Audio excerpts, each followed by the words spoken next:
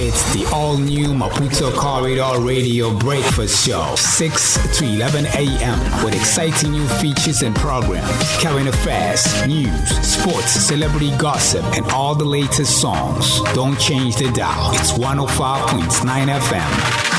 Dear listener, it's time for our talk show right here on our breakfast show. And on occasion of International Women's Day, yesterday celebrated and aligned with the objectives of the national campaign led by the Ministry of Gender, Children and Social Action for Women's March. We have a very special guest, the Ambassador of the European Union in Mozambique, António Sánchez-Benedito Gaspar, and we are going to talk about the Spotlight Initiative and gender-based violence in Mozambique. Good morning and welcome to our breakfast show, Mr. Ambassador.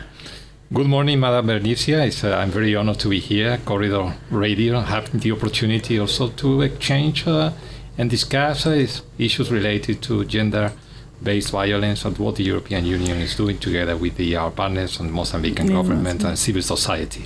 Thank you. Well, we are here to talk about the Spotlight Initiative, gender-based violence, and it's a very special month for us women.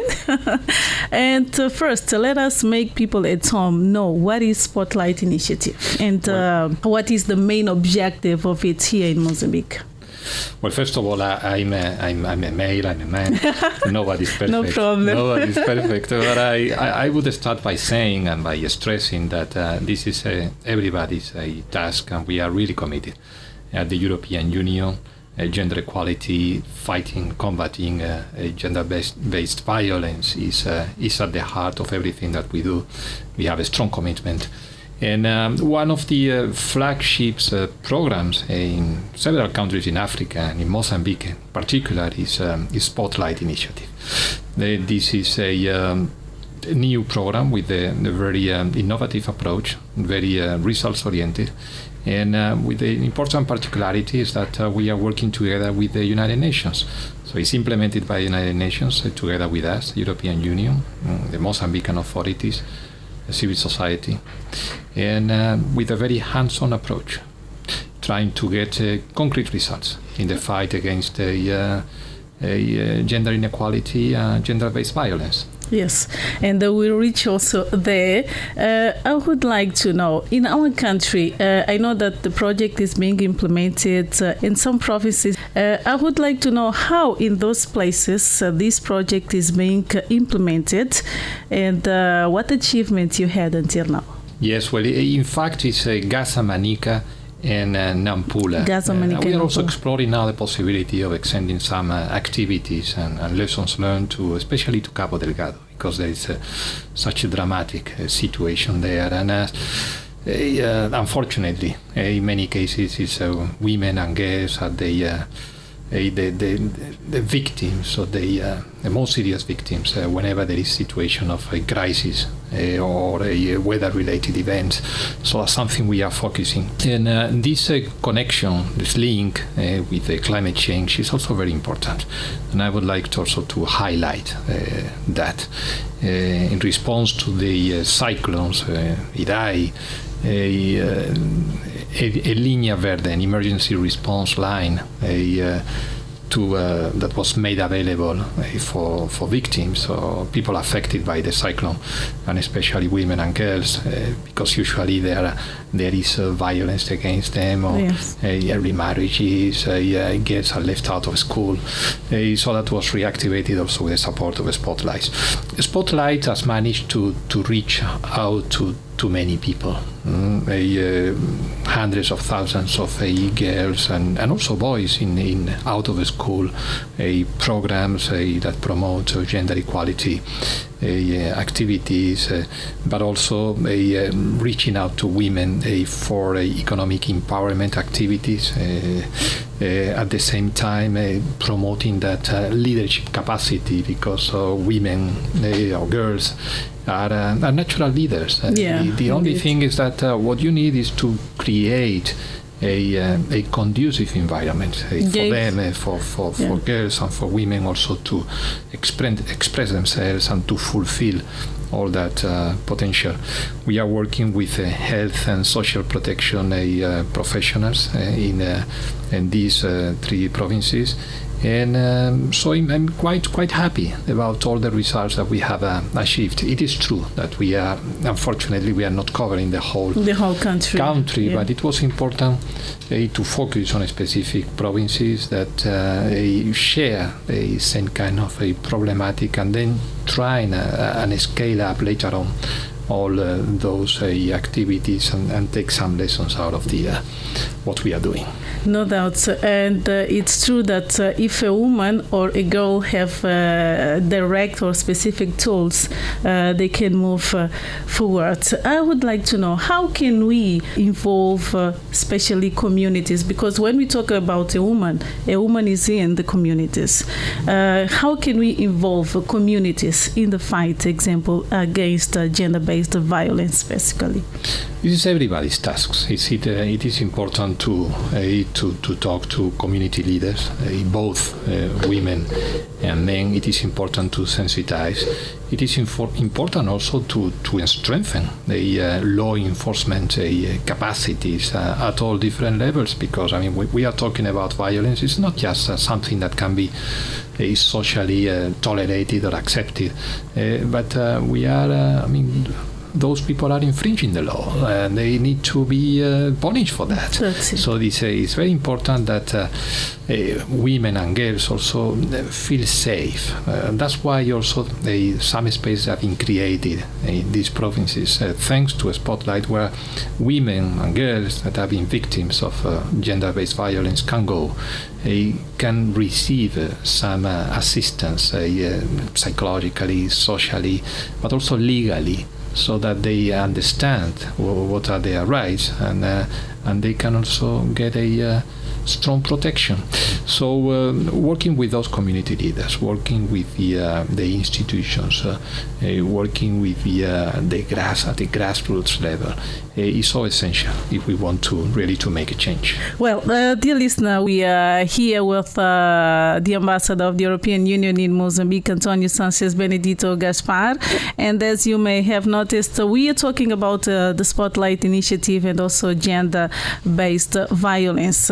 Well, Mr. Ambassador, I know that through Spotlight Initiative, you have helped or supported the approval and implementation of 6 laws to protect women and girls in Mozambique. Can you mention some of those laws and how important are them? I think Mozambique is a very good example that things are changing. There is a change of mind, and there is a strong leadership when it comes to supporting women and girls' rights and fighting against discrimination on gender. And at the level of the legislation, the country is quite advanced when we compare to other countries. There was really a very important new law passed against early marriage, for instance. That was essential, because at the end of the day, early marriages are frustrating all that opportunities and capacities of girls to fulfill that potential. And in our opinion, investing in girls' education is probably one of the most effective weapons to combat poverty on the one hand, but also climate change, because access to quality education, access to sexual and reproductive health, that means also more resilient families, means also smaller families, and better adapted to the situation, where women can also fulfill that potential and engage in economic activities and being leaders at the community level. So that's why at the level of the legislation, so some important pieces of legislation laws were adopted. Now the real test, the challenge, is to implement them. And there I think there is still some way to go. And that's where also a Spotlight can really make a difference. Okay, and I guess that it's really going to do it. Well, you spoke here about giving the important tools, education to girls especially, and we know that when we talk about gender violence, we are talking also about violating human rights. of that girls. What is example for those families? I will not talk about the rural areas, but in general, what is the let us say maybe punishments? I don't know that families who perpetrate this have in that case. Yeah. Women and girls must know that the system and the state and the community are protecting them. They need to know there are safe places where they can go. They need to know that laws are there not just for the show, but also to really be implemented in practice. It's important to change that mindset. So there are certain things that can never be justified, never, under whatever kind of a pretext, socially or culturally, etc. Those are violations against the fundamental human rights, genital mutilation. Yeah. For instance, a remarriage of girls that they don't have really the capacity to bear a child and to be a mother. Those things can never be accepted. They need to be really eliminated fully eliminated. That's it. There must be zero tolerance against those kind of practice, and this is what it's everybody's task. Starting by the families themselves. So a lot of information and sensitization. It is true, and we understand perhaps this is it's been going on generation after generation. Sometimes it's the women themselves that are perpetuating those practices. So they need to know that there is another possible world where women and girls can blossom and can fulfill that potential and can be real leaders of the community, and the whole community will benefit of that. Is there a kind of a training example that the Spotlight Initiative does in the local places that the project is being implemented?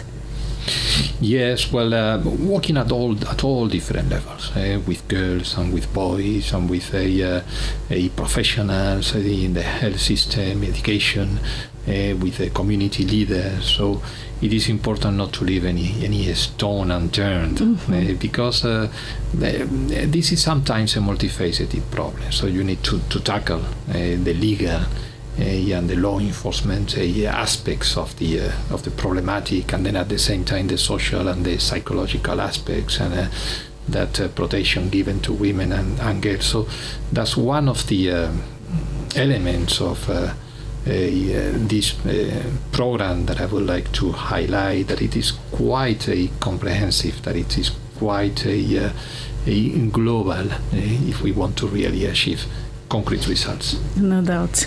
We know that women play a very important role in development of our country in different sectors.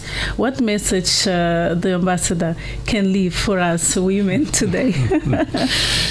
Just be yourselves and develop that potential, and you know that we are partners there, and we are there also to support you.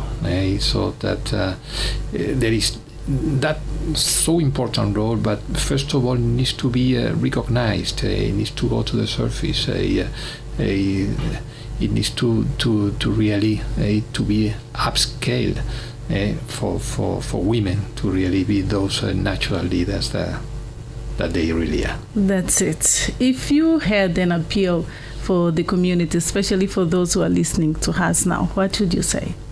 Never give up. Never accept violence based on the gender.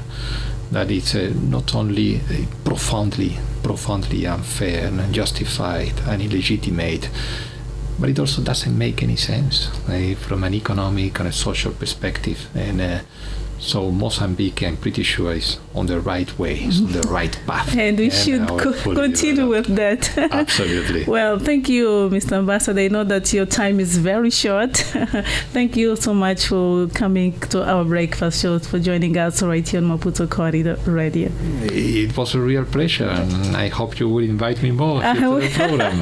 If you're available, for sure. We're going to invite you. We had a very special talk show today with the Ambassador of the European Union in Moçambique, António Sánchez-Benedito Gaspar, and we spoke about the Spotlight Initiative and gender-based violence in Mozambique. I'm Bernícia Cotela. It's the all-new Maputo Corridor Radio Breakfast Show, 6 to 11 a.m. with exciting new features and programs, current affairs, news, sports, celebrity gossip, and all the latest songs. Don't change the dial. It's 105.9 FM.